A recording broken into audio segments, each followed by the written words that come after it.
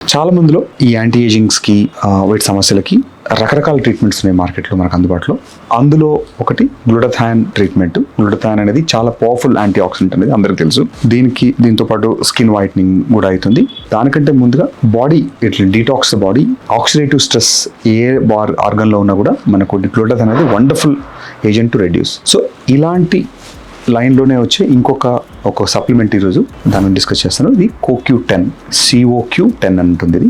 ఈ CoQ10 అనేది మనకు బాడీలో జనరల్గా న్యాచురల్గా ఉండే కాంపౌండ్. ఇది ఎనర్జీ మెటబాలిజంకి హెల్ప్ చేస్తుంది. అంటే ఏటీపీని సెల్లో నుంచి ట్రాన్స్ఫర్ చేయడానికి యూజ్ అవుతుంది ఇది CoQ10. సో ఇది హార్ట్లో, లివర్లో, ప్యాంక్రియాస్లో, కిడ్నీలో అన్ని చోట్ల ఉంటుంది. ఒక ఏజ్ తర్వాత ఈ CoQ10 అనేది బాడీలో దాని లెవెల్స్ ఆఫ్ CoQ10 తగ్గిపోతుంది. దీనికి చాలా రోజులుగా ఈ CoQ10 అనేది ఫర్టిలిటీ సంబంధించిన సమస్యల్లో చాలా ఎక్కువ వాడతారు. ఎందుకంటే ఈ CoQ10 ఎగ్ క్వాలిటీని, తర్వాత స్పర్మ్ క్వాలిటీని చాలా ఇంక్రీజ్ చేస్తుంది. సో మీకు ఆల్మోస్ట్ అన్ని రకాల ఇన్ఫర్టిలిటీ సప్లిమెంట్స్లో మేల్కి, విమెన్లో ఈ CoQ10 అనేది ఖచ్చితంగా ఉంటుంది. దీనికి ఉన్న అడిషనల్ బెనిఫిట్స్ ఏంటంటే ఇది ఎనర్జీని ఎన్హాన్స్ చేస్తుంది, ఆక్సిడేటివ్ స్ట్రెస్ తగ్గిస్తుంది, దాంతోపాటు రీప్రొడక్టివ్ క్వాలిటీ కూడా పెరుగుతుంది, మల్టిపుల్ అదర్ బెనిఫిట్స్. సో ఈ CoQ10 అనేది ఖచ్చితంగా చాలా సార్లు ఇప్పుడు ఆల్ యాంటీ ఏజింగ్ సప్లిమెంట్స్లో ఇది ఒక సబ్స్టెన్స్గా వాడతారు. యూజువల్గా 100 to 400 mg వరకు యూజ్ చేస్తాము.